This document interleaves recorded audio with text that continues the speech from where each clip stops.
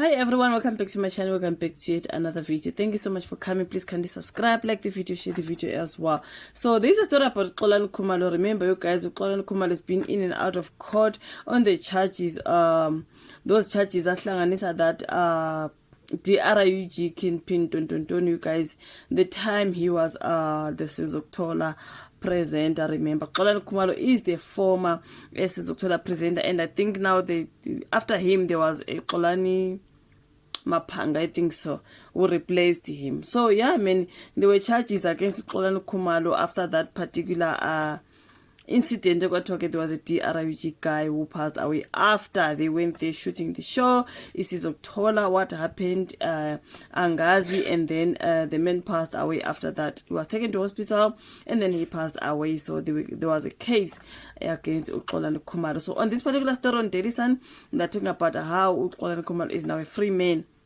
So I guess those charges were withdrawn. I'm gonna go through it a little bit. They are saying here, after months of going in and out of court, former Sizok'thola presenter Xolani Khumalo is now a free man. This after charges against him were provisionally withdrawn. Okay, Khumalo appeared in the Palm Magistrate Court in Ekurhuleni on the 14th of April. He was facing those charges of murder, robbery, and property damage. In July 2023, Xolani and his Sizok'thola crew allegedly assaulted Robert Rix Very. He was 49, a suspected DRUG dealer, when they interrogated him at his home. Right, so Robert was taken to Tele Mohwerane, I think. Is it Mohwerane Mhlambe? Regional Hospital in Fort Loras, Ekurhuleni, where he succumbed to his injuries. So the state prosecutor, who advocate Albert Edwera, said the charges were provisionally withdrawn pending the ongoing investigation. Then speaking outside court, Khumalo said he was happy with the charges have been withdrawn. He told Daily Sun as well that he can now pick up the pieces of his life. A lot has happened and I've lost a lot of things, so I'm hoping that this will even open more opportunities for me to work, and I feel like I'm going to work more. That was Xolani. Okay, guys, don't worry my voice because it's still not I still haven't recovered. I recovered everything else except for the voice. It's still very deep and funny, okay, and very bumpy. So now Xolani said that he would like to eventually have talks with the subs so that they can have some kind of arrangement or union. Xolani also expressed how grateful he was for the support he constantly received.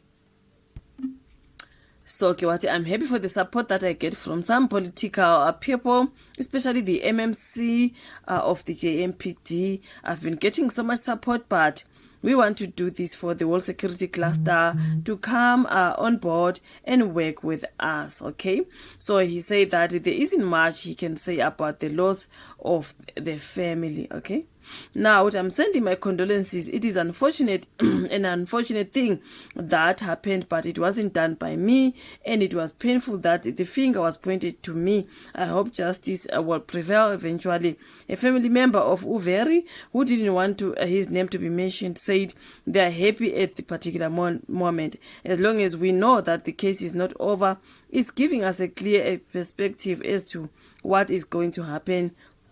All other parties must be brought to justice.